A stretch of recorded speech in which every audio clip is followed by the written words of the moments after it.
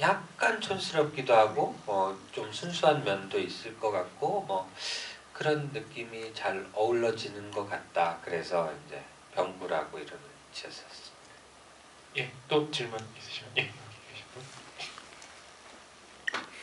분. 네, 다른 게 아니라 그 병구가 갖고 있던 직업에 대한 질문인데요.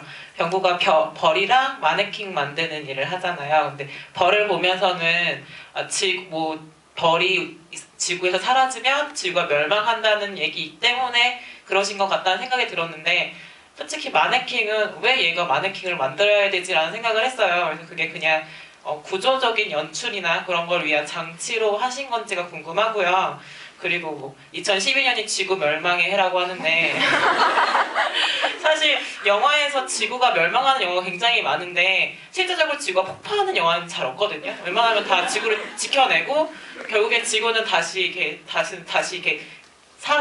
인류에 의해서 다시 구원되고 이런 식인데, 지구를 폭파하셨을 때 기분이 어떠셨나요? 궁금합니다. 폭파했을 때 처음에 영화관에서 봤을 때 내가 진짜 쓴 대로 됐구나 이러면서 놀랍기도 하고 일단 놀라웠고요. 그 감정은 굉장히 좀 이상한 감정이었어요. 그러니까 뭐 처음 쓸 때부터 그랬지만 누가 그랬다고 그러기도 했지만 과연 내가 뭔데 이 지구를 폭파하고 말고 뭐 이게 뭔가 싶기도 하고, 그래서 이 영화는 굉장히 제가 온 마음을 다해서 제 마음에 어떤 꺼리낌이 없이 다 쏟아내는 그런 영화가 돼야 된다고 생각했어요. 어떤 약간의 뭐 물론 어떤 관객들하고 많이 같이 보기 위한 어떤 상업적인 선택들이 있을 수 있겠지만 근본적인 베이스로는 이 지구인에 대한 어떤 제 생각이 그 솔직 담백하게 그리고 깊이를 가지고 베이스를 깔고 있어야 된다고 생각해서 지구를 폭파하는 그 장면 때문에 사실 이렇게 많이 사람이 죽는 영화가 없잖아요. 다 죽으니까. 뭐 그런 부분에 대해서 뭐 그렇게 생각을 했었던 것 같고요. 뭐 감정적으로는 슬프기도 하고 약간 좀 시원하기도 하고 뭐 그런 느낌이었던 것 같아요. 그 느낌은 제가 관객분들한테도 같이 극장을 나가면서 같이 가져갔으면 하는 그런 감정을 요약하자면 좀 그런 감정인 것 같고요. 슬프고 시원하고 뭐 이런 느낌. 그리고 직업상으로는 볼이 없어지면 지구가 멸망한다는 얘기가 있나요? 네. 네, 그렇구나. 어떻게 내가 그걸 여태까지 몰랐어요. 처음 들어봤어요. 저는 이제 그렇게 생각했던 것 같아요.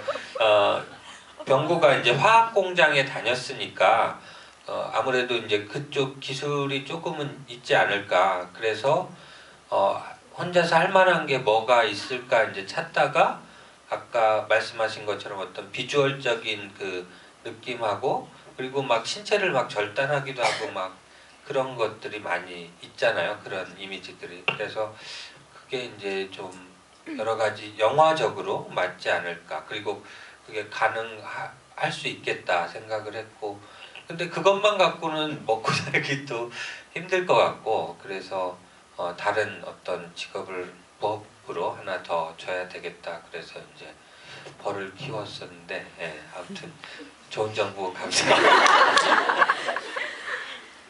사실은 이 영화가 그 지구가 폭파하는 장면 굉장히 상징적인데, 이 기자 시사할 당시에는 굉장히 평이 굉장히 좋았어요. 언론에서도 굉장히 좀 굉장히 띄워주는 뭐 표현이 좀 그렇긴 하지만 굉장히 좀 좋은 평가가 있었는데, 실제로 개봉을 하니까 거기에는 못 미치는 좀 관객이 들었거든요. 거기에 대한 기분도 당시에는 사실 굉장히 예상 밖이었을 것 같다는 생각이 들거든요.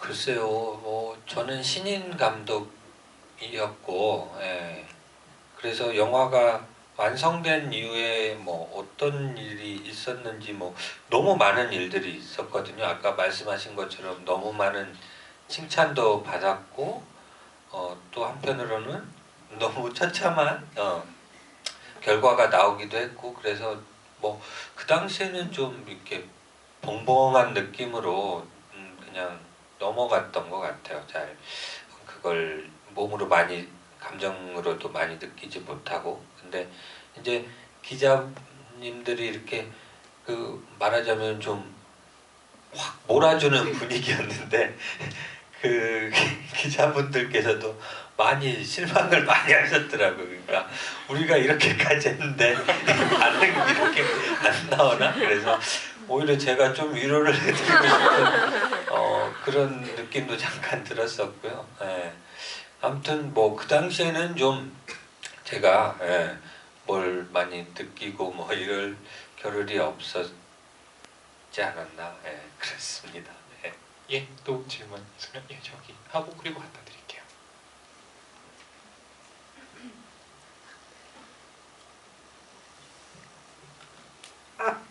아까 전에 그 평론가님이 말씀하신 것처럼 그 기자 시사할 때는 기자들이 많이 이렇게 좋아했는데 흥행 성적은 낮다고 말씀하셨는데 대부분 사람들이 생각하는 게 포스터 때문이라고 많이 생각을 하거든요.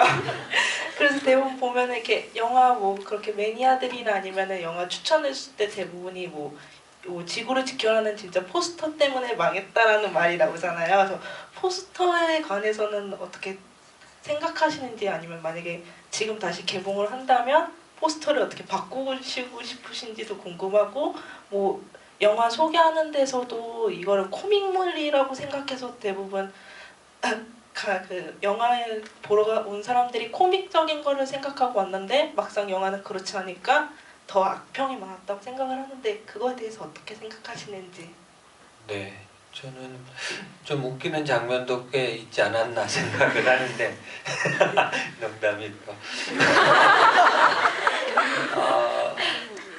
그 포스터나 마케팅에 대해서 요즘까지도 회자되는 어떤 대표적인 실패 사례로 언급이 된다고 저도 들었어요. 들었는데 저도 지구를 지켜라 그 글자체부터 뭐 그렇게 발랄하게 그렇게 명랑만화처럼 그렇게 나올진 몰랐고 제가 생각하는 어떤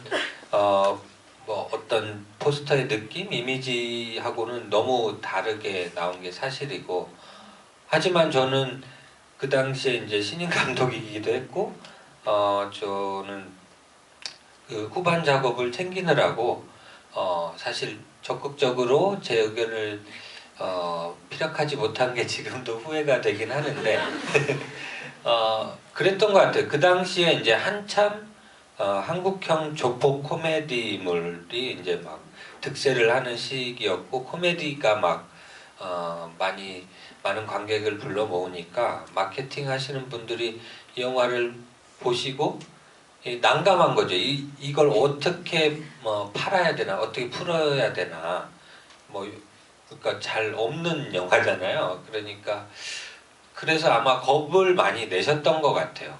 그게 그리고 뭐 투자사 쪽에서도 이제 막 어떻게 해서든 이상한 영화를 흥행을 시키자라는 쪽으로 압력을 넣었을 테니까. 그래서 아마 여러 가지 수세에 몰리다 보니까 굉장한 악수를 두지 않았나. 저는 그렇게 생각을 하는데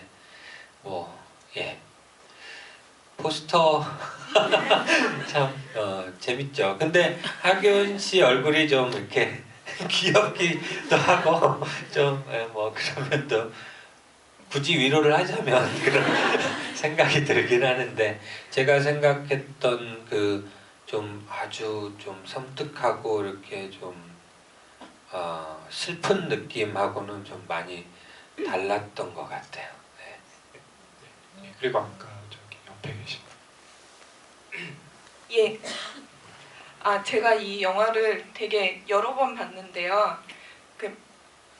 이번에 문득 궁금해진 게 그 예정된 엔딩을 향하기 위해서 시나리오를 구성했다고 하셨잖아요.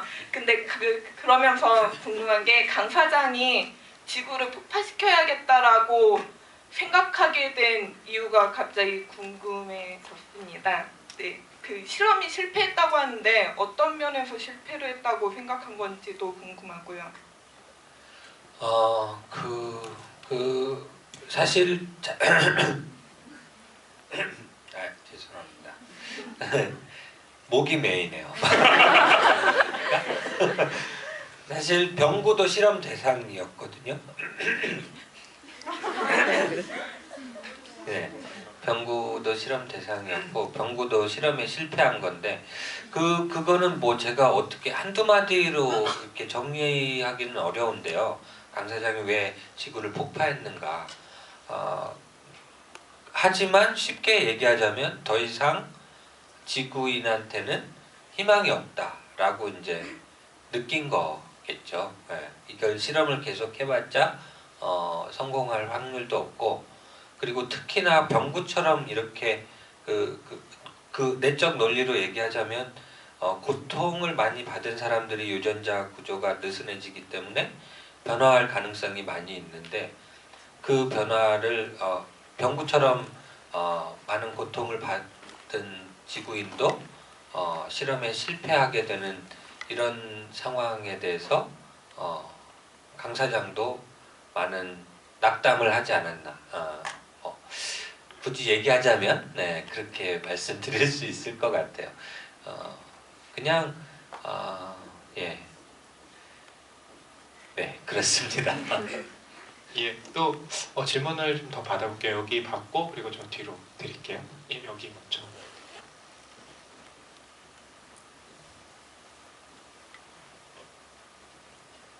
예, 영화를 보면서 저희 영화를 많이 봤는데 그다지 궁금해하는 타입은 아니거든요. 근데 영화를 보면서 문득 갑자기 궁금해진 게 오프닝에 오버 더 레인보우가 빠른 속도로 흐르잖아요.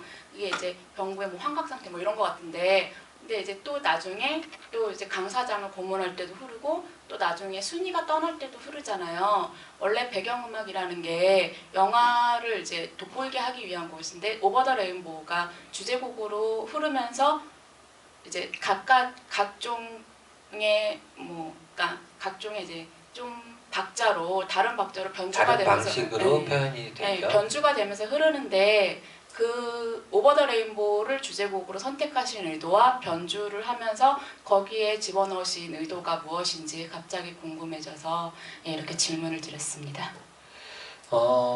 글쎄요, 그거는 이제 시나리오 단계에서부터 이제 그 주제가는 계속 들어왔던 것 같은데, 그 오버 더 레인보우가 이제 그 뭐지 오즈의 마법사의 그 도로시가 부르는 노래잖아요.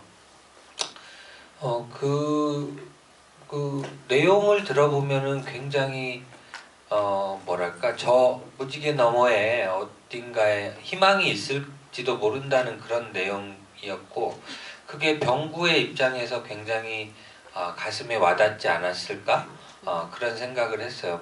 자세히 보시면 그 마지막 엔드 크레딧 넘어갈 때 그러니까 죽은 여자친구 앞에서 하모니카를 부는 게 있는데, 사실 그게 오버 더 레인보우를, 그러니까 제가 만든 내적인 스토리는 그 여자친구가 이런 노래도 있어 병구야, 이게 가사말이 이래, 영어 가사인데, 이랬을 때 이렇게 알려줬을 때 병구가 그 곡을 너무 좋아하지 않았을까. 저 무지개 너머에 어딘가에 희망이 있을지도 모른다는 그 가사가, 그리고 그 멜로디가 꽤 뭐랄까 묘하게 슬프기도 하고, 예. 뭐 이런 부분들이 이건 병구의 노래, 병구의 멜로디가 아닐까? 이런 생각이 들었어요. 그래서 그걸 이제 그걸 정해놓고 이제 좀 찾다 보니까, 사실 앞에 오프닝에 나왔던 오버 더 레인보우 펑크 버전은 외국 가수가 펑크 스카 커버스라는 뭐 많이 알려지진 않은 어떤 밴드가 있는데, 그 밴드가 부른 그런 느낌의 곡이었어요. 근데 그 곡을 쓰려고 했는데 이제 다 편집을 해놓고 계속 저작권이 해결될 거라고 그랬는데 그 가수를 찾을 수가 연락이 안 됐대요. 그래가지고 할 수 없이 그 우리나라 밴드가 다시 리메이크를 해서 이제 넣은 거였고요. 말씀하신 대로 그건 병구의 주제라고 라고 생각했기 때문에 그렇게 썼던 것 같고, 그리고 그 도로시가 그 오즈의 마법사에서 부르는 걸 보면 뭐 약간 맛이 간 것 같기도 하고 좀 슬프기도 하고 좀 묘한 느낌이 나는 것 같아요. 그 곡 자체가. 그래서 그렇게 사용하게 됐습니다. 예, 아까 뒤에 계셨던 분. 예.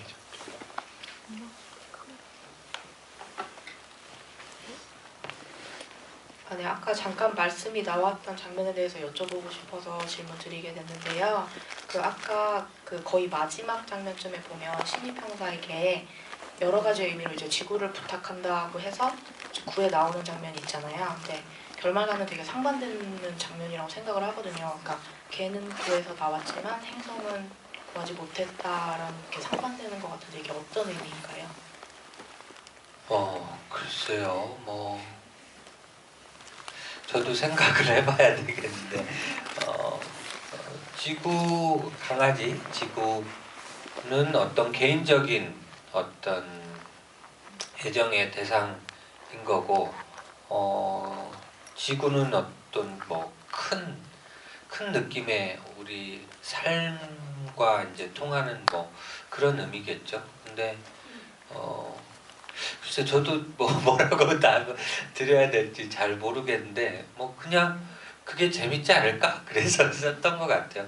강아지한테도 약간의 의미를 주고 병구가 떠나는 마음을 좀 대변해 줄 수 있지 않을까. 뭐 그런 게 답이 잘 안 되네요. 네. 예, 질문 하나만 더 받아보겠습니다. 예, 볼게요.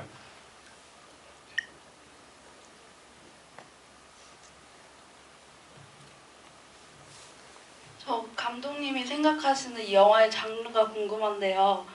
얼마 전에 어떤 라디오에서 영화 장르를 코미디라고 말하기도 했거든요. 그러니까 딱 한마디로 감독님이 생각하실 때 영화의 장르가 뭔지 궁금해요.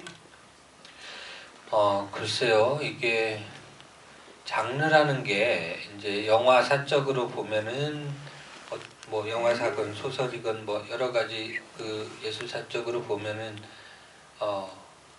사실 어떤 장르가 처음부터 태어난 게 아니라 어떤 이야기들이 많이 유행을 하고 사람들이 좋아하고 어떤 패턴의 뭐 이야기 흐름을 좋아하다 보니까 공포 뭐 멜로 뭐 이런 장르들이 생겨나지 않았나 싶은데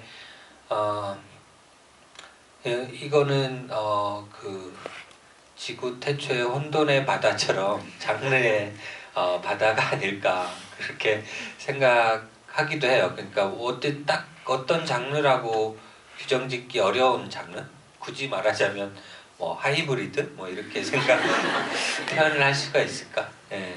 저는 이게 저 개인적으로는 영화적으로 이렇게 좀 여러 가지 다양한 장르들을 그걸 의도한 건 아니지만 제 안에 내재된 어떤 제가 자라면서 보았던 많은 장르 영화들의 즐거움과 어떤 재미 이런 것들을 자연스럽게 이 영화에 좀 많이 끌어와서 섞이면은 재밌겠다라고 해서 이런 복잡 미묘한 이상한 장르가 나온 것 같아요. 그 뭐 제가 평론가가 아니라서 딱 정의는 못하겠는데 아무튼 많이 섞여 있습니다. 장르 보신 바대로. 네. 그럼 마지막으로요. 이 지금 이렇게 함께한 어떤 소감 부탁드리고요. 이 앞으로의 계획에 대해서 듣고 이 시간을 마무리하도록 하겠습니다. 네, 사실은 여기가 하균씨 팬분들이 만들어주신 자리잖아요. 그래서 저기 신하균 씨도 안 오는데 내가 와서 좀 뻘쭘하다 혹은 좀 뭐 아무튼 좀 난감한 부분도 없지 않아 있었는데 이렇게 많이 와주신 거에 대해서 너무 일단 감사드리고 그리고 봐주신 거에 대해서 감사드리고 그리고 생각보다 뭐 이렇게 저는 신한균 씨에 대한 질문이 굉장히 많이 나올 줄 알았거든요. 근데 많지 않아서 좀 놀라웠고 그리고 네, 아무튼 10년이 다 돼가는 영화를 이렇게 다시 찾아주시고 즐겨주시고 한 점에 대해서 일단 깊이 감사드리고요. 앞으로 계획은 이제